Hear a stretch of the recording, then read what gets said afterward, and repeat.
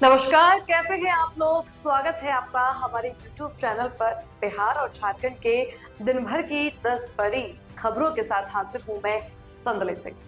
खबरों की शुरुआत करें उससे पहले आपसे अनुरोध करते हैं कि यदि आपने हमारे चैनल को सब्सक्राइब नहीं किया है तो आज ही सब्सक्राइब करें, और ताकि बिहार और झारखंड की ताजा तरीन और राजनीति से जुड़ी हर अपडेट आपको हर दिन मिलती रहे। तो चलिए करते हैं खबरों की शुरुआत। खबरों की शुरुआत आज बिहार के बगहा से करते हैं, जहां पूर्व मंत्री और पूर्व सांसद पूर्णमासी राम को राजकीय सम्मान के साथ अंतिम विदाई दी गई। 73 वर्ष की उम्र में लंबी बीमारी के बाद पटना के रूबन अस्पताल में उनका बुधवार को निधन हो गया था। तिरंगे में लिपटे पार्थिव शरीर को नेताओं और परिजनों ने कंधा दिया। नारायणी गंडक नदी तट स्थित नारायणापुर घाट पर एसडीपीओ कुमार देवेंद्र की मौजूदगी में जवानों ने सशस्त्र सलामी दी। छोटे बेटे और पूर्व चेयरमैन अजय राम ने मुखाग्नि दी। पूर्णमासी राम बगहा से 5 बार विधायक और गोपालगंज से सांसद रहे।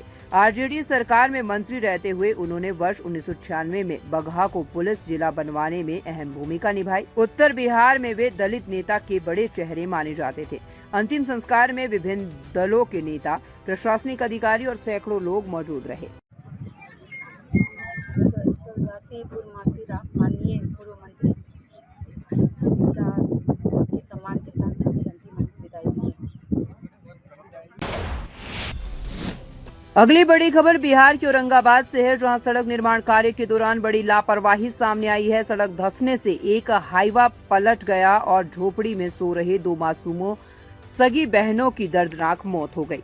घटना अंबा थाना क्षेत्र के गंगतुआ गांव के पास भटकुर मोड़ की है। बताया जा रहा है कि सड़क निर्माण में लगा हाईवा अचानक से अनियंत्रित होकर सड़क किनारे बनी झोपड़ी पर पलट गया। झोपड़ी में सो रही 2 सगी बहनें 6 वर्षीय प्रियंका उर्फ रिद्धि और 3 वर्षीय प्रीति उर्फ सिद्धि मलबे में दब गई। परिजन और ग्रामीण मौके पर पहुंचे और जेसीबी की मदद से वाहन को हटाया गया, लेकिन तब तक दोनों बच्चियों की मौत हो चुकी थी। हादसे के बाद चालक फरार हो गया। दोनों बच्चियां रामपुर गांव निवासी उदय यादव की बेटियां थी, जो मजदूरी और खेती कर परिवार का भरण पोषण करते थे। बताया जाता है कि उन्होंने पशुओं और खेती के काम के लिए सड़क किनारे झोपड़ी बना रखी थी। ग्रामीणों का आरोप है कि सड़क निर्माण में सुरक्षा मानकों की अनदेखी की जा रही थी, जिसकी वजह से ये हादसा हुआ। पुलिस ने शवों को पोस्टमार्टम के लिए सदर अस्पताल भेज दिया है और मामले की जांच शुरू कर दी है। ग्रामीणों ने प्रशासन से पीड़ित परिवार को उचित मुआवजा और दोषियों पर सख्त कार्रवाई करने की मांग की है। हुआ कि बहुत दिनों से इन लोग अपना झोपड़ी लगाकर पूरी परिवार यहाँ रहते थे, और ये गाड़ी ये जो रोड जो है से बन रहा था। यहाँ का आदमी विरोध भी किया कि यहाँ जगह नहीं है, यहाँ नहीं गिरना चाहिए। मटेरियल नहीं गिरता था? नहीं गिरता था, वो जबरदस्ती। अच्छा। मैंने यहाँ माना कैलों के बाद में भी वो आदमी नहीं माना और जबरदस्ती यहाँ गिराने का प्रयास किया। आधा गिरा, आधा गिरला के बाद में आगे बढ़ाने के लिए कहा कि आधे बढ़ा, तो फिर लोग कहा कि नहीं यहाँ गिराइए, उसी का लोग इसका रोड जो है यहीं गिराइए। किसी भी आदमी धंस गया, पलटी किया, उसके बाद में दोनों बच्चे।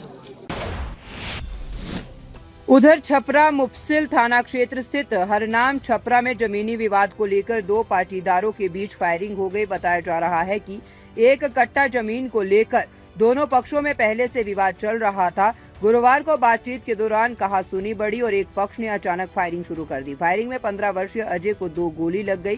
गंभीर हालत में उसे सदर अस्पताल छपरा में बेहतर इलाज के लिए पटना मेडिकल कॉलेज एवं अस्पताल PMCH रेफर किया गया है। पुलिस मौके पर पहुंचकर जांच में जुट गई है और आरोपियों की गिरफ्तारी के लिए छापेमारी कर रही है। इलाके में तनाव को देखते हुए पुलिस बल तैनात किया गया है। उधर सासाराम रेलवे स्टेशन पर गुरुवार को एक बड़ा हादसा टल गया, जब चलती ट्रेन में चढ़ने की कोशिश कर रहा यात्री ट्रेन और प्लेटफॉर्म के बीच में गिरने लगा। ड्यूटी पर तैनात RPF के ASI दिलीप कुमार ने तत्परता दिखाते हुए अपनी जान जोखिम में डालकर यात्री को सुरक्षित बचा लिया। जानकारी के अनुसार उड़ीसा संपर्क क्रांति एक्सप्रेस 12-819 खुलने लगी थी, तभी एक यात्री चलती ट्रेन में चढ़ने का प्रयास करने लगा। इसी दौरान उसका पैर फिसल गया और वह पटरी की ओर गिरने लगा। मौके पर मौजूद ASI दिलीप कुमार ने तुरंत उसे खींचकर बाहर निकाला। हालांकि इस दौरान दिलीप कुमार खुद घायल हो गए। उन्हें इलाज के लिए सदर अस्पताल में भर्ती करवाया गया है। यात्री सुरक्षित है और ट्रेन को रोककर उसे उसी ट्रेन से गंतव्य के लिए रवाना किया गया।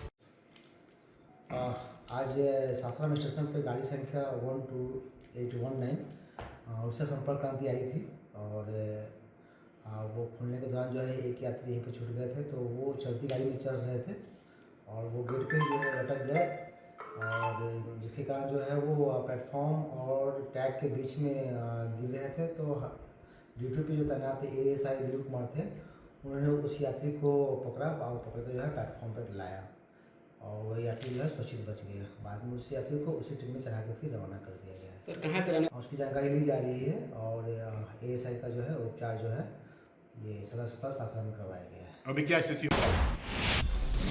अगली खबर सहरसा से है, जहां भूकंप परिदृश्य आधारित प्राकृतिक आपदाओं से निपटने की तैयारी को लेकर गुरुवार को राज्य स्तरीय मॉक ड्रिल का आयोजन किया गया।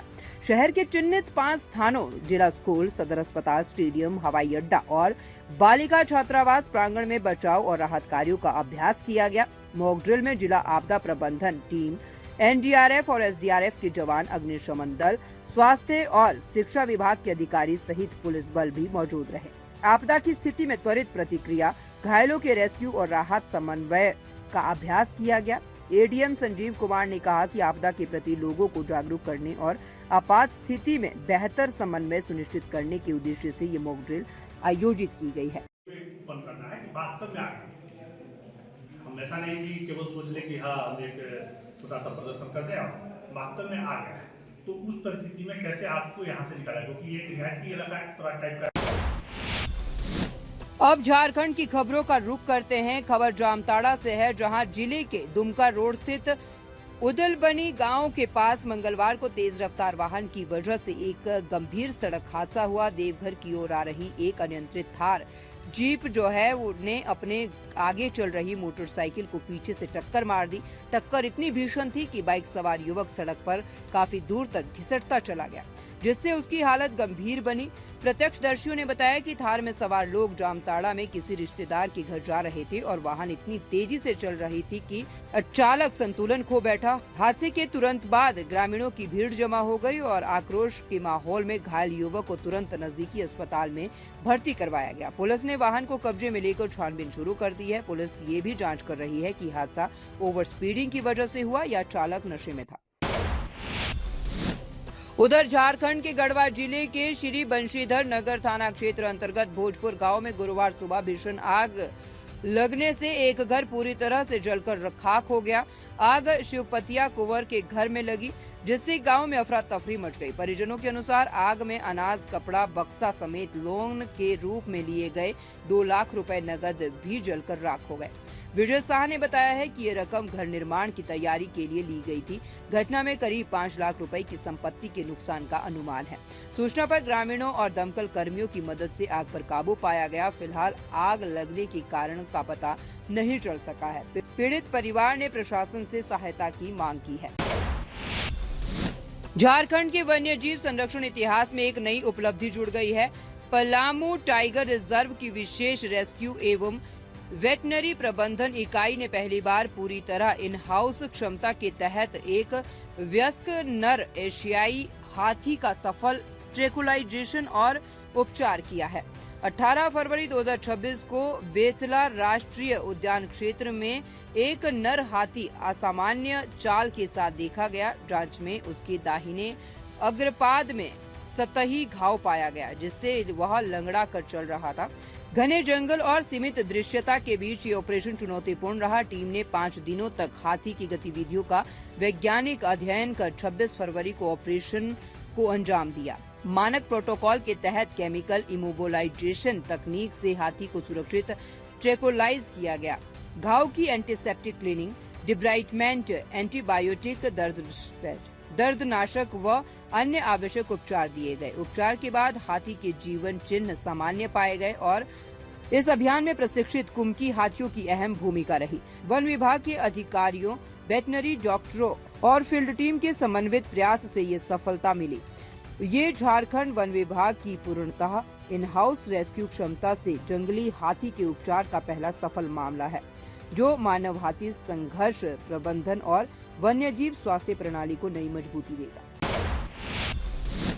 उधर होली पर्व को लेकर पलामू प्रशासन पूरी तरह सतर्क है। उपायुक्त के निर्देश पर उत्पाद विभाग द्वारा अवैध शराब के खिलाफ लगातार छापेमारी अभियान चलाया जा रहा है। इसी क्रम में 26 फरवरी को गुप्त सूचना के आधार पर पाटन थाना क्षेत्र के बसदह गांव में एक पक्के मकान में छापेमारी की गई। छापेमारी के दौरान संतन भुइया के मकान से विभिन्न ब्रांड की भारी मात्रा में अवैध विदेशी शराब बरामद की गई। मौके से रामाशीष भुइया को गिरफ्तार किया गया, जबकि अन्य आरोपी फरार हो गए।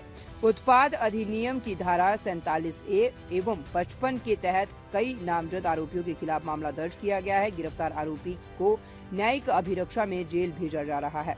अन्य आरोपियों की गिरफ्तारी के लिए छापेमारी जारी है। उधर लातेहार नगर पंचायत चुनाव की मतगणना पॉलिटेक्निकल कॉलेज लातेहार में करवाई जाएगी। मतगणना स्थल पर 3 लेयर सिक्योरिटी की व्यवस्था की गई है ताकि पूरी प्रक्रिया निष्पक्ष और शांतिपूर्ण माहौल में संपन्न हो सके। प्रशासन की ओर से मजिस्ट्रेट, पुलिस पदाधिकारी और बड़ी संख्या में पुलिस जवानों की तैनाती की गई है। परिसर के अंदर और बाहर सुरक्षा के कड़े इंतजाम किए गए हैं। प्रवेश और निकास द्वारों पर विशेष निगरानी रखी जाएगी। केवल अधिकृत कर्मियों और प्रत्याशियों के अधिकृत प्रतिनिधियों को ही प्रवेश की अनुमति होगी। किसी भी अप्रिय घटना से निपटने के लिए पुलिस प्रशासन पूरी तरह से सतर्क है। हर जिला में मतगणना पॉलिटेक्निक कॉलेज में किया जाएगा, जहां पर स्ट्रांग रूम भी है। इस संबंध में विस्तृत तैयारी की गई है। मजिस्ट्रेट, पुलिस पदाधिकारी, पुलिस कर्मियों की नियुक्ति भी की गई है।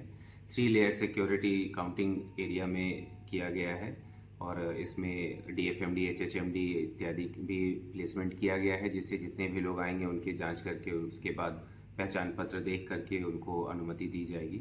इसके अलावा स्ट्रांग रूम और काउंटिंग सेंटर के बाहर भी पार्किंग की व्यवस्था, शहरी क्षेत्र में भीड़भाड़ की व्यवस्था के लिए पुलिस कर्मियों की नियुक्ति की गई है। और काउंटिंग के पश्चात अगर कहीं पर किसी प्रकार का जुलूस निकाला जाता है तो उसमें निर्देश दिया गया है कि SDO के अनुमति के पश्चात ही वो कर सकते हैं और उसके निगरानी के लिए भी पुलिस पदाधिकारियों को निर्देशित किया गया। तो साथियों, आज के लिए बस इतना ही। कल फिर हाजिर होंगे बिहार और झारखंड की 10 बड़ी खबरों के साथ। मुझे दीजिए इजाजत। ताजा तरीन और राजनीति से जुड़ी खबरों के लिए आज ही हमारे चैनल को सब्सक्राइब करें और बेल आइकन दबाना ना भूलें, ताकि हर अपडेट्स आपको एक क्लिक पर मिलता रहे। और हाँ, कमेंट बॉक्स में अपनी प्रतिक्रिया जरूर दें ताकि आपकी रुचि के अनुसार हम खबरों का चयन कर सकें।